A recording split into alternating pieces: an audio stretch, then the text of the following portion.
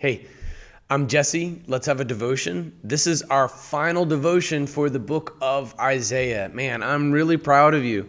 If you've made it verse by verse through this incredible prophetic book, I want us to take a step back and just see the sheer scope of how the book of Isaiah and the Gospel of Matthew coincide with one another. And then step even further back and consider the book of Ruth, leading into the book of Matthew, leading into the book of Isaiah. And then step even further back and see Ruth and how it was the prequel to Matthew, which is a fulfillment of Isaiah, which is a prequel in a way to the book of Esther. And that's our next book.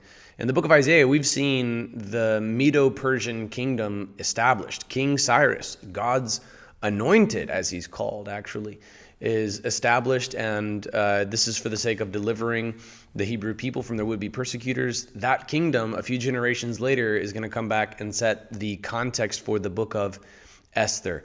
The Bible is exquisitely cohesive in everything. It is phenomenal to see this clear line connecting Ruth and Matthew and Isaiah and next Esther. And that line, if you will, is Jesus. Ultimately, these books all are about Jesus. Ruth established the genealogy that would lead to Jesus. Matthew is the story of the birth, life, ministry, death, and resurrection of Jesus. And Isaiah is pointing forward in prophetic history to Jesus, both his birth and then also in today's text, his millennial reign. It's always been about Jesus. Look at the text of Isaiah 65, verse 17 with me. For I will create new heavens and a new earth. The past events will not be remembered or come to mind. All right, we read these verses at the opening of a sermon a couple of weeks ago. This is God coming to make everything new. I feel like I've gone to Revelation so many times lately that it's almost predictable now, which is ironic because it's a prediction. I will create a new heavens and a new earth. The past events will not be remembered or come to mind. Then be glad and rejoice forever in what I'm creating. For I will create Jerusalem to be a joy and its people to be a delight. I will rejoice in Jerusalem and be glad in my people. The sound of weeping and crying will no longer be heard in her. So we're seeing this combination of the second advent of Christ, right? When you think about the millennial reign of Christ, which would be based in Jerusalem, this is true of that. When you think about the new heavens and the new earth, this is true of that. So the second advent of Christ is what I'm referring to when I say the millennial reign of Christ is foretold in Revelation and here in Isaiah. But then there's also the new heavens and the new earth.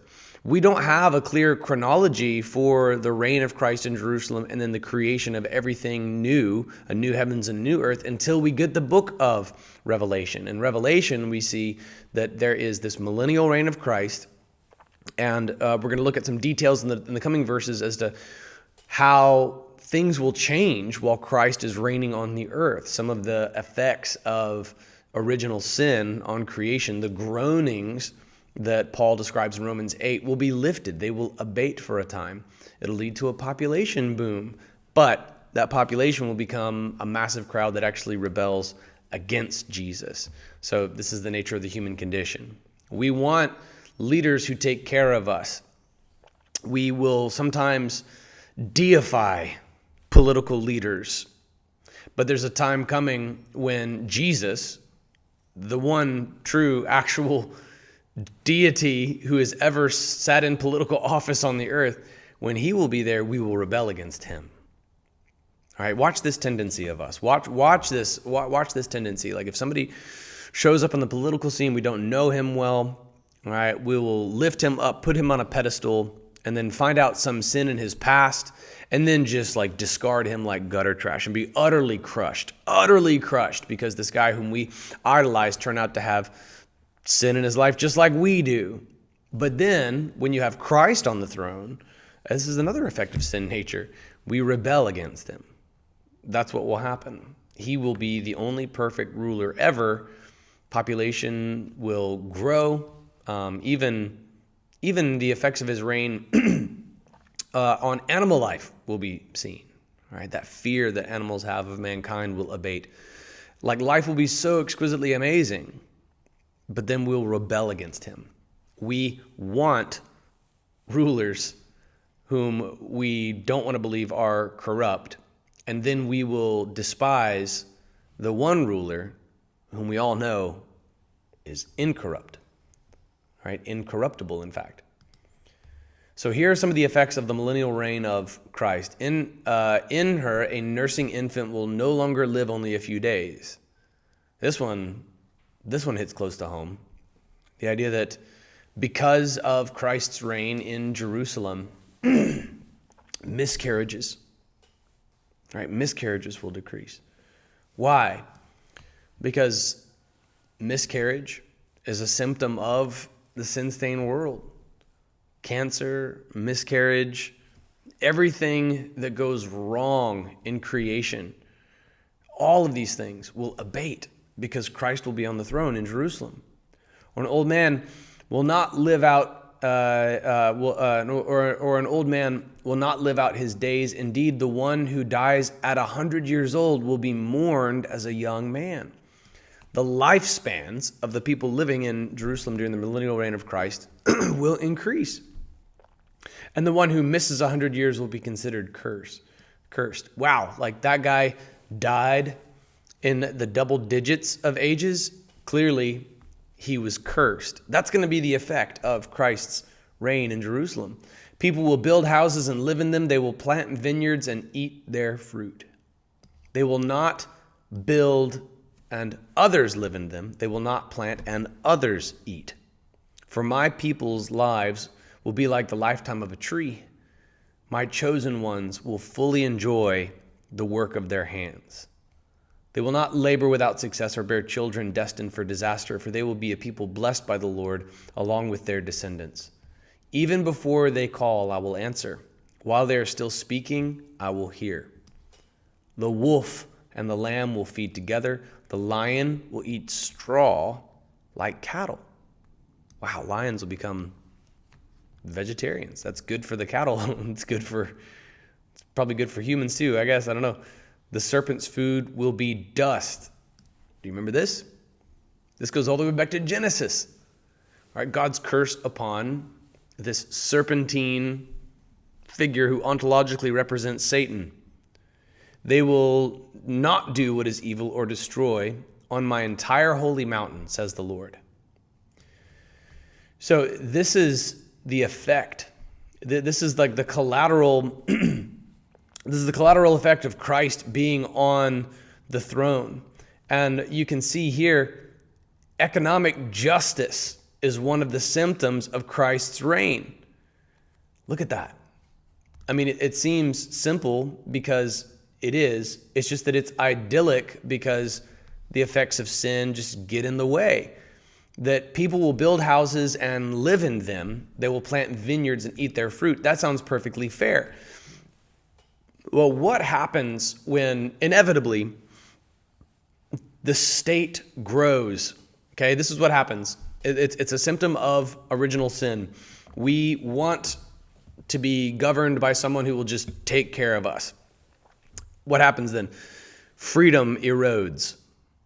We don't really want freedom as much as we want somebody who's in government to just handle it all, to just take care of us, right? To just feed us. We want to be taken care of. What we as Americans pride ourselves on really is our freedom. But then what comes with freedom? Responsibility. You've got to actually get out there. You've got to hustle. You've got to work. You've got to labor. Now, as you erode freedom and the state increases in size, the next generation will inherit less freedom than you had, and they'll inherit a bigger state than you were subservient to. Every generation is a step closer to the ultimate erosion of freedom. And in fact, this has happened multiple times throughout human history. The generation that loses its freedom, it's not likely to see it come back to their grandkids. This is what we have been doing over and over again for millennia. It's one of the things that makes the United States remarkable although very, very young, because we're not even 300 years old. Realize that we are still a baby as a nation. Oftentimes, political commentary has a ridiculously short memory. What this is describing is actual justice. People will build houses and live in them. They will plant vineyards and eat their fruit. I will never forget the words of Nancy Pelosi when she was aghast at people proposing tax cuts. She likened tax cuts to taking money from the government. That's not what tax cuts are. Taxes are, in fact, the government taking money from people. Tax cuts are the government just taking less money from the people. But what did Pelosi's statement indicate, right? But we have to pass the bill so that you can find out what is in it. Classic death of intellectualism in the White House right there. What it indicates is that she didn't see people's own income as their own. She saw it as the government's. Right? Contrast that with what this biblical prophecy describes. People will build houses and live in them. They'll plant vineyards and they'll eat their fruit. Okay, meaning that it's yours. It's yours. Okay, if you're pro-union and you think that people own the means of production, well, guess what? Like, this is what that actually looks like. It means that the government's not interfering. They will not build houses and others live in them. They will not plant and others eat. All right, go figure. This is actual social justice. It's perfectly fair. It means that nobody has taken anything from you that you deserve. Okay, it means that whatever you've produced is yours. Okay, if you've taken the risk and put forth the capital, then you are rightfully entitled to reap the full rewards of the risk that you took, because there's a chance that it could have flopped and you could have lost all that money. But it didn't. It worked. And it's not that you're building something that somebody else is living in. It's not that you are laboring, you are producing, the government is taking and giving to someone else. No. Instead, in Isaiah 65, 21 and 22, we see that people are entitled fully to what they produce. Their houses, their vineyards, everything they build, everything that they plant belongs to them. There's not a governmental overlord coming in to swoop in and take it away from them. For my people's lives will be free, like the lifetime of a tree. My chosen ones will fully enjoy the work of their hands. Okay, they will not just enjoy 85% of the work of their hands. They will fully enjoy the work of their hands. They will not labor without success. Okay, now this is also remarkable because part of the symptom of the fall is the imperfection of creation. This is describing the conditions of Eden, where anything that Adam did succeeded, and his job is just naming animals. Any way in which he tended that garden succeeded. But now, post-curse, the earth produces thorns and thistles and dust. And even if you work in IT, okay, you're like, Jesse, I don't think the curse applies to me because I'm not a farmer. Okay, I don't do agricultural work. You know, all of my job is in front of a computer. All right, you know exactly what I mean. You still experience the thorns. You still experience the thistles. You still experience forced updates and crashes and glitches and increased labor. And then even as technology improves, that can also be a threat to your job. All right, AI, anybody? Where my graphic designers at? Are you guys feeling the crunch right now? So this text is describing the economic effects of Christ being on the throne right there in Jerusalem. The infant mortality rate will decrease. The average lifespan will extend. They'll be blessed by the Lord along with their descendants. In the book of Daniel, we see demonic interference with prayer. Daniel is fasting and praying, but he has to go 3 days without food before an angel finally appears to him to give him the answer, because he was locked in battle with the prince of Persia, in the name of a demon presiding over this principality presiding over Persia. But now, in this era, in the millennial reign, even before they call, I will answer. Even before the prayer is on their lips, the answer will come. This will affect even the creation order of predator and prey, because Creation will be at peace during this millennial reign. They will not do what is evil or destroy on my entire holy mountain, says the Lord. So all of this coincides with the second advent of Christ, the millennial reign, and then the new creation, the new heavens and the new earth. All right, this is beautiful. This is what's coming, my friend. This is on the horizon. Isaiah said it, and God has done everything that he says he will do. If Isaiah says he's going to do this, he's going to do this. Revelation echoes it. Jesus fulfills it. Man, I believe it. I'll see you in our next series.